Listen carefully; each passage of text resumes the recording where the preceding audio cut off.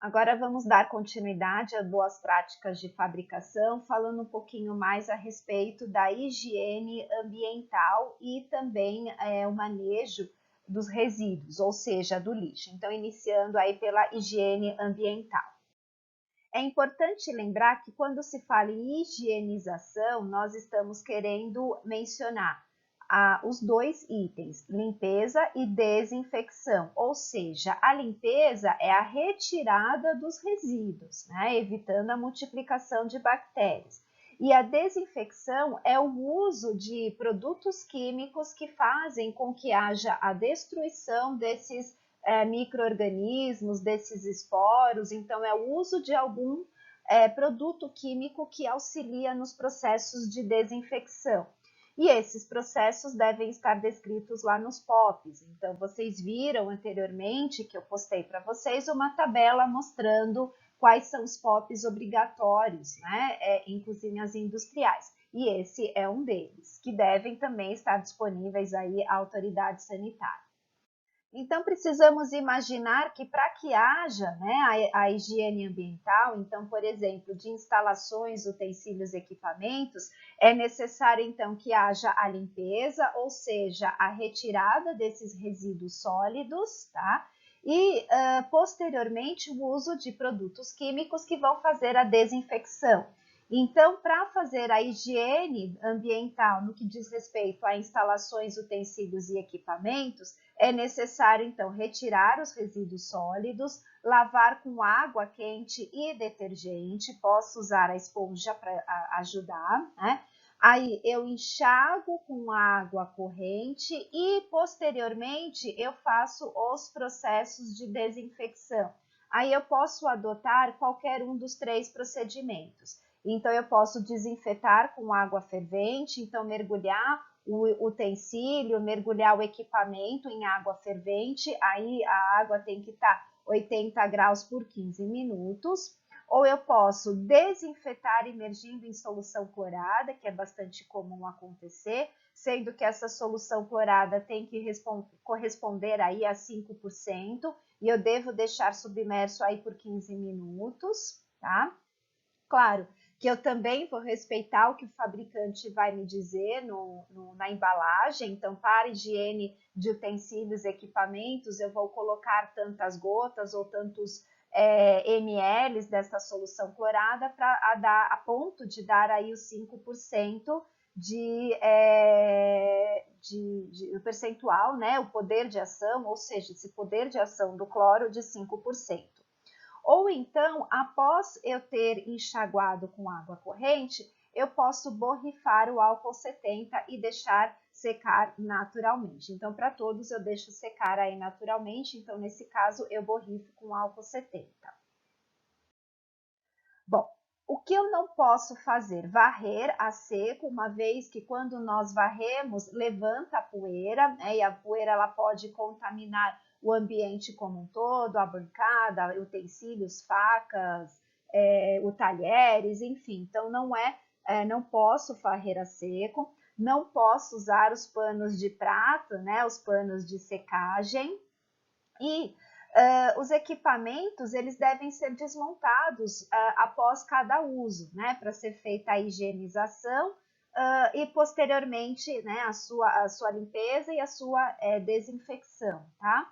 Eu não posso então usar os panos convencionais, eu posso usar os panos, aqueles do tipo panos descartáveis, isso eu posso usar. Não existe um tempo que eu posso usar quanto tempo eu posso usar esse pano descartável, mas existe uma regra de que quando se percebe que o pano não tem mais condições, deve ser desprezado, né?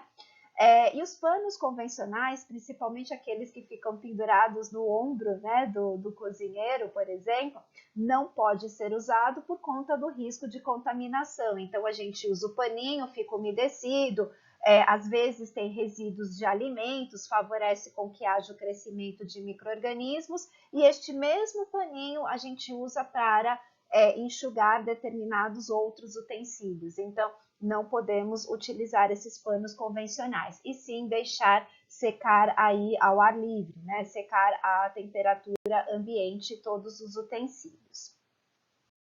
Todos os produtos químicos que são utilizados na cozinha, então eu falei a respeito do uso do cloro, falei a respeito do uso do álcool 70, independente de qual seja o produto químico, todos eles devem ter o registro do Ministério da Saúde. O que nós não podemos utilizar são aqueles produtos chamados clandestinos, aqueles do carrinho, né? E aí nós vamos lá e compramos né, os produtos químicos daquele carrinho, tá? O que alguns locais fazem, e a vigilância sanitária sempre fica atenta, é que, principalmente locais menores, reaproveitam as embalagens. Então, eles pegam as embalagens de produtos químicos anteriores e acaba preenchendo com esses produtos clandestinos. Mas a vigilância, ela sempre presta atenção, ela sempre verifica quais são esses produtos, a marca desses produtos, né, e os seus respectivos produtos, principalmente no que diz respeito à coloração. Então, a vigilância sanitária está sempre atenta em relação a isso. Quando que eu sei que o produto ele é seguro, ele tem um registro do Ministério da Saúde? Quando ele tem o rótulo, né, nesse rótulo, as informações do fabricante, o responsável técnico pela diluição e a concentração do produto. Normalmente é um químico, né, responsável por produzir aquele produto. Indica também qual é o EPI necessário, obrigatório para se manipular esse tipo de produto e ainda por cima contém informações de emergência, caso esse produto entre em contato com mucosas, com a pele, com os olhos, né? Então, o que deve ser feito em caso de emergências, tá? Então, é isso que garante que seja um produto seguro e essas são as exigências que o próprio Ministério da Saúde obriga, né, que as indústrias produtoras desses produtos químicos coloquem lá as informações na sua rotulagem. E não misturar os produtos químicos com outros produtos, exceto se o fabricante permitir, né? Se o fabricante sugerir que aquele produto químico pode ser misturado com outros, porque senão, gente, vira uma bomba atômica. Talvez você já tenha tido a experiência de misturar a cândida, né, a água sanitária com outros desinfetantes e aquilo forma um cheiro, né, exalado no ar que você não consegue ficar dentro daquele ambiente. Então vira como uma bomba atômica. Eu brinco, né, que é bomba atômica, mas vira uma substância extremamente contaminante. E isso pode não só contaminar a saúde do manipulador, mas também a contaminar a própria bancada, o próprio utensílio, enfim, né? Pode contaminar aí de maneira geral as pessoas, tá? E o que a legislação permite que se utilize como produtos recomendados? O quaternário de amônio, o cloro, que é bastante utilizado, né, um dos mais utilizados dentro da cozinha, o ácido peracético e o peróxido de hidrogênio, né? Isso, os produtos químicos utilizados para desinfecção de ambientes. Então, o quaternário de amônio, ele é pouco tóxico, só que ele tem uma ação de ser corrosivo, né? E é bastante estável.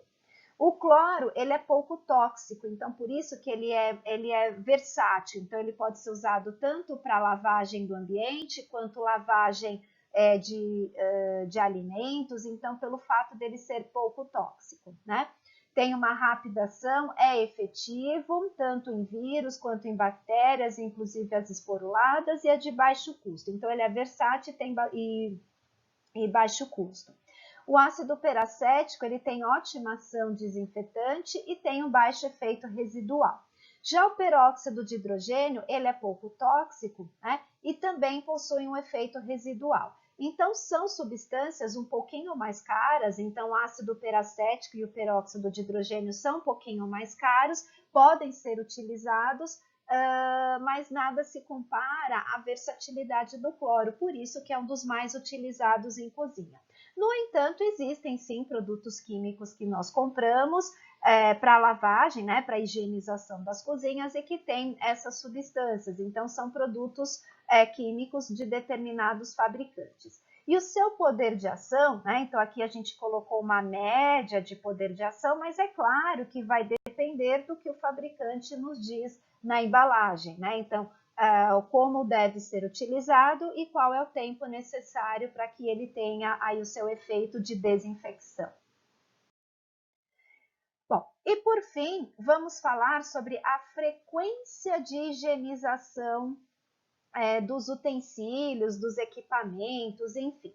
Então, que deve ser higienizado de forma diária, né? Então, ou seja, que devem ser retirados os resíduos sólidos, né? A limpeza de maneira geral e mais desinfetado. Então, nós estamos falando dos pisos, rodapés, todas as áreas de lavagem, né, de produção, maçanetas, pias, sanitários, cadeiras e mesas do refeitório, os monoblocos, os recipientes de lixo, porque isso nós usamos todos os dias, né? Bom, quando a higienização, ela deve ser feita de forma diária ou de acordo com cada uso. Então, os equipamentos, utensílios, lembrando que determinados tipos de equipamentos devem ser desmontados por completo e lavados cada parte desses equipamentos, né?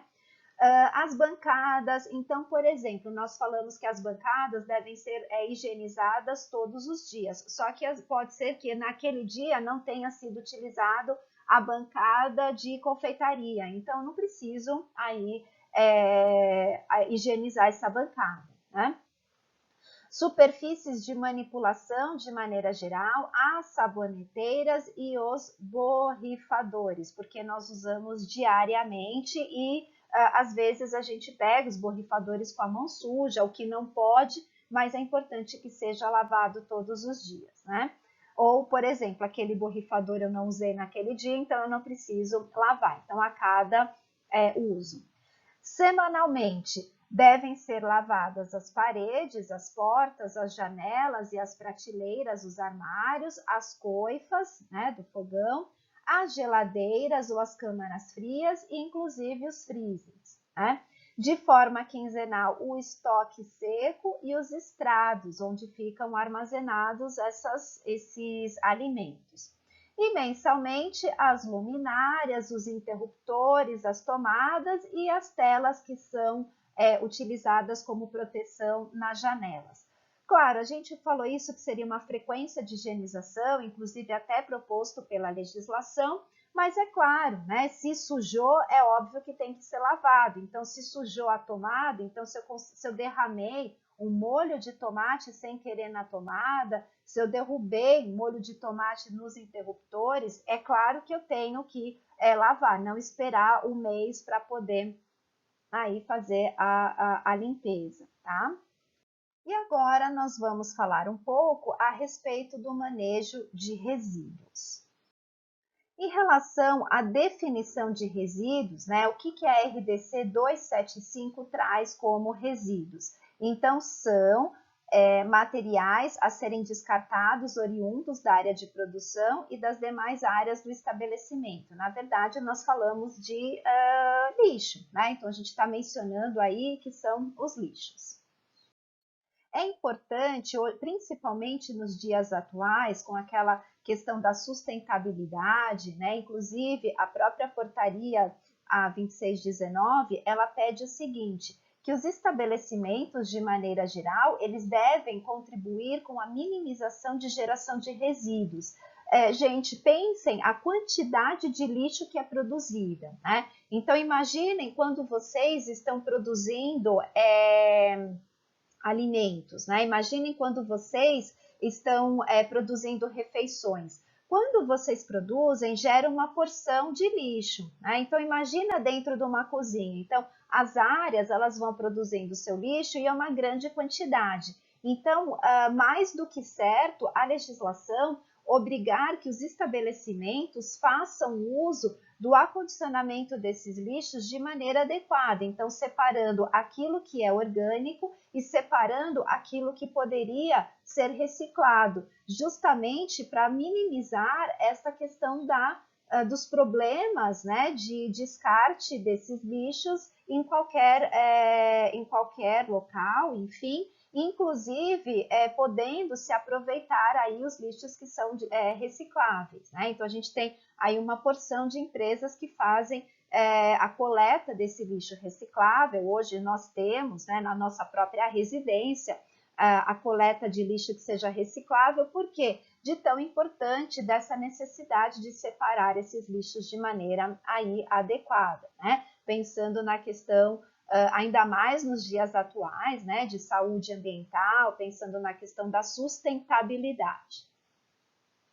No que diz respeito aos óleos, né, então os óleos eles são os grandes contaminantes, então se a gente joga fora o óleo na nossa pia, vai acabar contaminando toda a nossa tubulação, né, toda a água que vai ser descartada, enfim, mas vai precisar fazer uma série de tratamentos químicos para poder retirar esse óleo dessa água, né? Então, não pode se jogar o óleo no lixo ou o óleo porque vai contaminar no lixo ou o óleo na pia. Ele deve ter o óleo ele deve ser descartado num local especializado, né?